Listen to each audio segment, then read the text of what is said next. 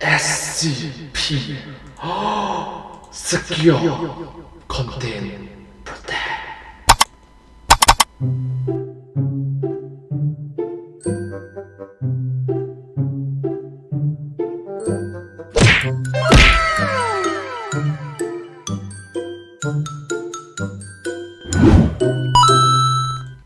Hello everyone, welcome to this video and let's start!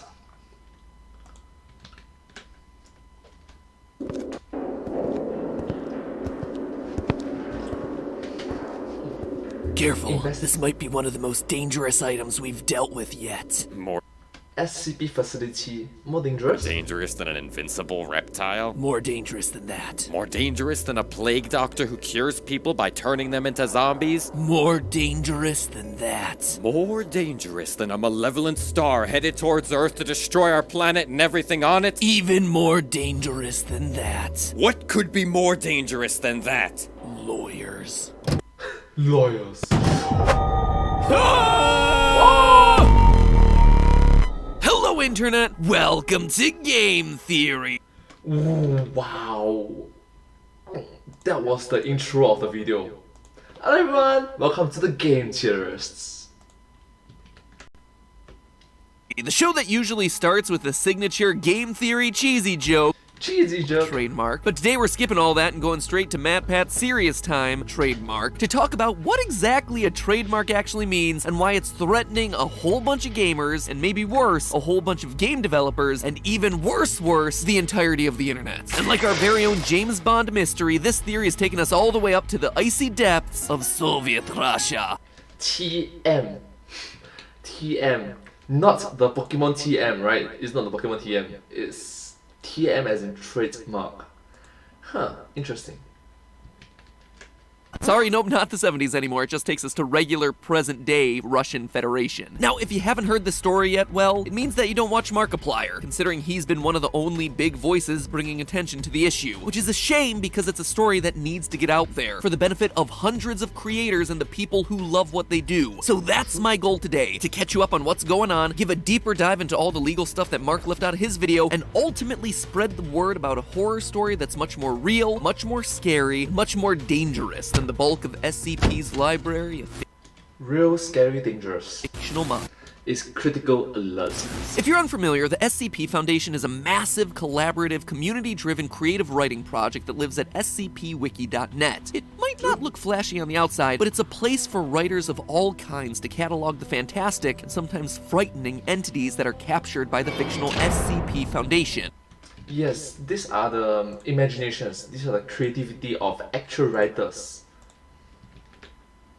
The letters SCP standing for Secure, Contain, and Protect, the mission of this fake organization. Secure, contain, and protect. It's like a group of people who are collectively writing the book Fantastic Beasts and Where to Find Them, but instead of, cute fantasy creatures, they're all nightmarish horror monsters embodying our deepest fears and insecurities. It's like if Tim Burton created Pokemon. The collection of stories at scpwiki.net has also served as the basis for tons of indie horror games that you might know. SCP Containment Breach is a favorite among Let's Players. SCP Blackout is a VR horror game. I mean, we just spent 3 weeks covering Boneworks and Duck Season, right? Well, all the symbols that were used in the mysterious messages along the walls of those games? Those are all SCP field codes, in a game that has a decidedly different feel than a lot of the other indie horror titles out there. Heck, its influence has even creeped into the mainstream. Take, for example, Control, a game that spent the end of last year getting showered with Game of the Year awards. In an interview with Kotaku, the game's director confirmed that the similarities with SCP weren't just a coincidence. With Kotaku, the similarities with SCP weren't just coincidence. Weren't just coincidence. Must similar to a reference. Similar. And that the SCP Foundation was an influence in that game. SCP has even gone as mainstream as Netflix, where filmmaker Max Landis was apparently so taken with the SCP lore that he himself contributed an entry to the wiki, SCP-2137, in fact. In short, if you're a fan of indie games, creepypastas, or horror stories like I know a lot of you who watch this channel are, chances are that you've seen or played something that has been directly influenced by what happens on SCP Wiki. So clearly the SCP SCP Wiki.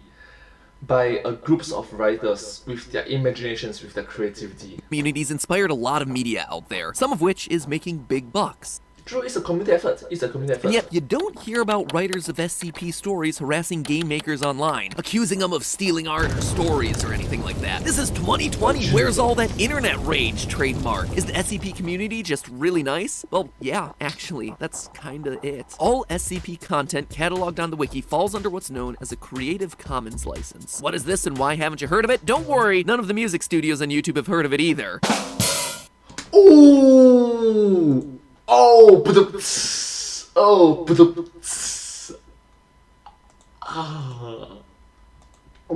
I'm not gonna comment that. I'm not gonna comment that. That's the landmine. SCP's Creative Commons license says essentially this. 1. You are free to create and sell any works that you created based on SCP. That's how so many game developers and artists are able to create derivative works. You never have to pay a licensing fee. You can just pick up a character or a storyline and create something new with it. In order to use SCP stuff though, you also need to 2. Give proper attribution to the SCP wiki and to the author of the entry or entries that you're basing it on. So give credit to the original artist. And finally, 1. Give credit to where credit is due.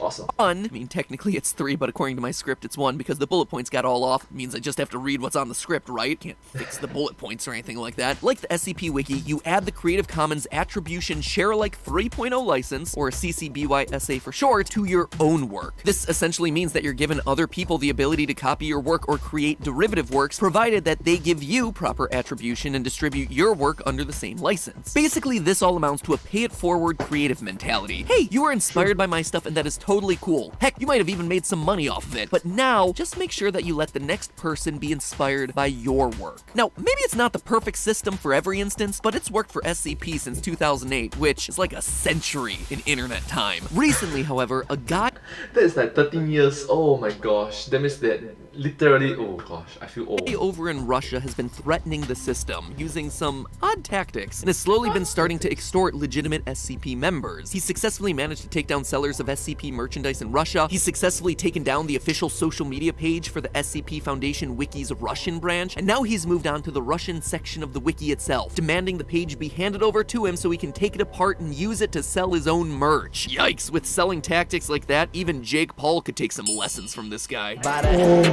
Now, how the heck is this happening? Ouch.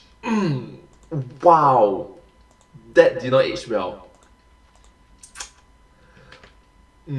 Is he just some kind of master internet pirate or some super hacker operating in secret? Turns out no. Turns out he's just a guy who understands Russian legal loopholes really well. Yeah, I know. I wish it were something cooler too. I see him burrowed in some bunker somewhere with one of those chunky hacker laptops, typing things really fast like they do in the movies. But no, he's literally just a bureaucrat, someone who's using the system to his advantage. Last year, he applied to the Eurasian Customs Union for both the trademark of the SCP Foundation logo and the name of it within Russia, even though he's not affiliated with it at all and didn't create either one of those. And somehow, he was granted the trademarks. According to SCP Master Admin John Beatty, quote, "These actions threaten not only the Russian wiki, but every SCP branch, writer, and fan around the world," end quote. So how does this happen? How did this guy manage to register the copyright for a massive community project that he had no hand in creating? And why would you trademark something that you can use for free anyway? Well, maybe the more basic question before getting into either of those is It's a lot to do with money. A lot to do with money. make sure that everyone knows the difference between trademark and copyright. Copyright is protection of intellectual works, including books, Protection of intellectual works. plays, music, videos, illustrations, pretty much anything that you can create and legally own is automatically covered by copyright. That drawing that you just posted to Twitter, copyrighted. That tour of what you keep in your refrigerator that you just uploaded to YouTube, copyrighted. Whatever this is, copyrighted. By the way, welcome back, Poods. I'm glad you're back. I don't know what the current memes are. Last episode, I literally used one of the skeleton memes because that's as hip and recent as I get. Cool thing about copyright, there's no need to go and register your work with some government office. You can if if you want, but you usually only do that if someone is infringing on your copyright and you're gonna go smack them down in court. Trademark, on the other hand, refers to branding. Not the words in the book or the songs in the album, just the name of the book on the cover or the band's logo that appears on the poster. Trademarks have to be specific to your brand and specific to your industry. McDonald's and the Golden Arches logo are obviously trademarked by McDonald's, but specific to the food category, right? So you could still be McDonald's the music label, or you could trademark McDonald's the book publishing The book publishing. company, for instance. The battle between the SCP Foundation and our Russian saboteur is over trademark and not copyright, which unfortunately makes it tougher to sort out. Even though the stuff that's trademarked is usually tiny, a logo, a catchphrase, compared to something like a whole book or a whole movie. In the case of copyright, most countries have agreements that respect the copyright of people in other countries. For instance, as of 2006, Russia agreed to comply with the Agreement on Trade-Related Aspects of Intellectual Property Rights, or TRIPS, for those of us who don't speak bureaucracy-ese. It's an international agreement to respect copyrights of anyone within the World Trade Organization countries. That said, countries like Russia and China infamously struggle to actually enforce the laws that they put in place around intellectual property, which is why you see a lot of those counterfeit iPhones coming out of China, and all of those Dolce and banana bags. These countries are just massive, and officials within them aren't always operating above board. GAN, a company that specializes in investigating businesses for any shady dealings, released a general report on Russian legal corruption in 2018. In their report, companies operating in Russia note that, quote, public procurement sector in Russia, the ones that deal with business licenses and things like trademarks, carry high corruption risks. Bribes, kickbacks, and other irregular payments are often exchanged to obtain public contracts and licenses. Companies report favoritism in decisions of government officials, and public funds are frequently diverted due to corruption, end quote. Why can't we all just be nice individuals?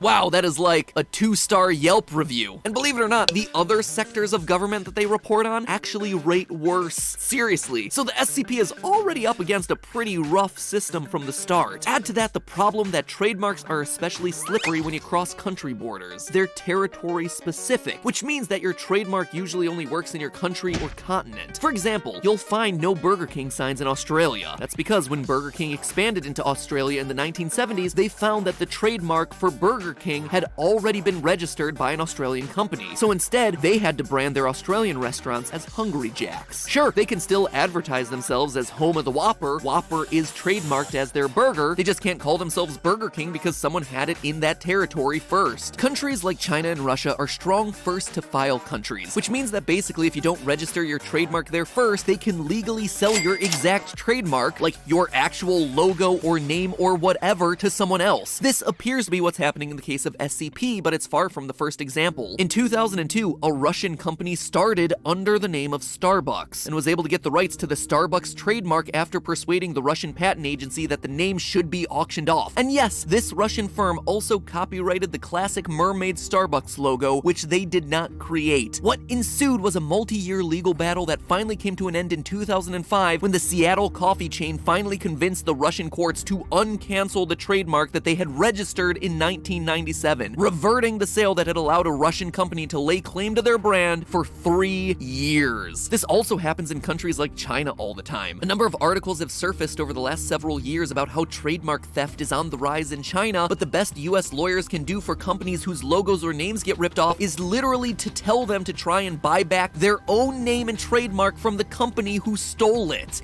Wait, what? That is your best advice? Why? That's irresponsible.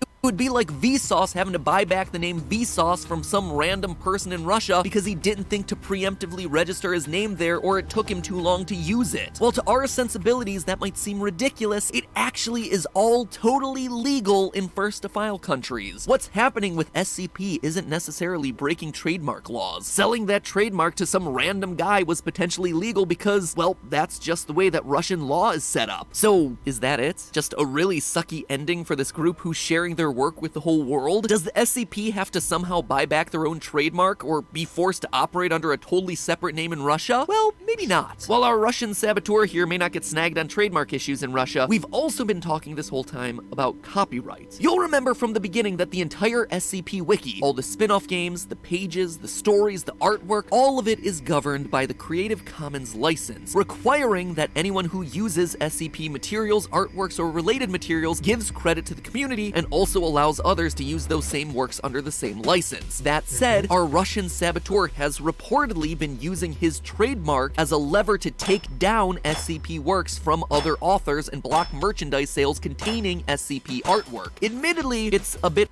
That's horrible. hard to authenticate some of those claims because the sites themselves have been taken down, but if he's blocking the use of SCP art and related works, he's actually violating the Creative Commons license that the SCP Wiki was built on. Remember, he's allowed to sell SCP art himself, just like anyone else under the Creative Commons license, but if he's blocking other people's sale of that merch or publication of SCP materials, he's breaching the Creative Commons license. So in short, the TLDR here is he's not breaking trademark laws, he's breaking copyright laws. You can see how this case is pretty nuanced, but when you get down to the bottom of it, it's clear that there's a violation of legitimate SCP creators happening, if these reports are truly accurate. So what does this all mean if the SCP Foundation loses this battle? Well, for one thing, it means that the SCP Foundation, and everyone besides our Russian saboteur, loses the ability to use the SCP Foundation name and logo inside the Russian Federation. Note that the trademark only applies to Russia. Even with a Russian SCP trademark, there's nothing he can do to threaten the SCP Foundation outside of Russia. It also doesn't mean that our Russian saboteur can lay claim to the wiki itself because he has the SCP trademark but not the copyright over the content itself. At that point, the SCP could create their own separate Russian branch under a different name. Obtain, restrain, detain. With a ORD! Oh! Not sure if you understand, right? In Singapore, ORD is a very happy word for Singaporeans, especially the male individuals. Because, fun fact, in Singapore, every male have to go through 2 years of national service. And after 2 years, you'll be caught. After 2 years is finished, you'll be ORD. ORD date. After ORD date, it will be ROD, but ORD is happier because you get 2 years, 2 years is over, you just, yeah! The kind of feeling is like, yay! Fun fact, I've ORD'd, so yeah. Anyways, continue. different logo, but let's hope it doesn't come down to it. But beyond SCP, there's actually a bigger issue happening here. This move sets a dangerous precedent for any Creative Commons work out there as long as this guy's able to block other creators in Russia. If someone can just take a piece of artwork that's currently under Creative Commons and trademark it, then that basically means Creative Commons provides no protection of that artwork. As soon as anything is created that has value, anyone can potentially lock it down by using that trademark loophole. So if this case isn't addressed properly, it seems to set up a kind of slippery slope that others can exploit for their own advantage. So the good news here is that you can go to court against trademark trolls and win, yes, even in Russia. The bad news is it's not easy. It takes time and, more importantly, money to pay the legal fees to defend that trademark. Time and money, alright? And after you do win, you get back, right? The process, during the entire process, you lost. Which is why it's so critical for SCP to be able to raise the funds to fight that legal battle. Luckily, it already looks like they have the funds that they need. The same community that came together to create an intricate and sprawling shared universe has also banded together to defend that shared universe against Russian trademark trolls. And I think that's the real story here. It can be easy to get upset about the world being full of selfish people looking to cheat the system for their own good, but it's filled with a far greater number of people who are willing to come together to defend against the few bad apples who try to muck things up. That's right. In Chinese, there's a saying called 人之初，性本善. At the beginning, all humans are kind-hearted. All people are nice individuals. And I believe in that. at the start. It's a bummer that this thing had to happen, and in some ways it represents the worst parts of what we see online, but it's also revealed some of the best elements of being a part of an online community that's brought joy and entertainment to thousands of people. In the end, even if you're not an SCP member, this case is worth following and worth being educated about because Creative Commons licenses govern a lot of what you see on the websites that you use the most, including this one, so it's in our collective best interest to keep it as intact as possible. Fight on, SCP! I'm sorry that this time the thing that you have to secure, contain, and protect is your own right to exist. But hey, It's your own right to exist. That's very important. that's just a theory. A game theory. Thanks for watching. Thank you so much. But hey, that's just a theory. A GT theory. Thanks for watching. Thank you so much for watching this video. If you do like this video, please consider to like, share, subscribe to my channel, and comment down below if you have anything to share with us.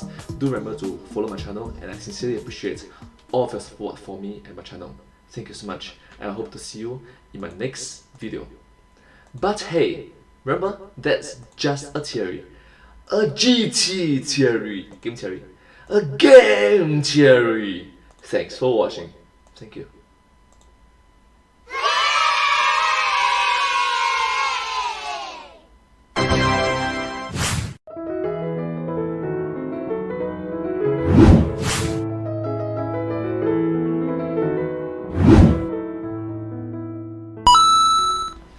Thank you so much. This video came out in the year 2020 last year, and it's from the YouTube channel of Game Theorists. I'm a huge fan of their work. I hope that you will like this video. If you do like this video, please remember to watch more of their videos from the YouTube channel of Game Theorists. They're amazing individuals, and I'm just very appreciative of their work. I'm just a huge fan, so yeah, thank you so much. I really appreciate it. I love your community, and it's awesome. Thank you.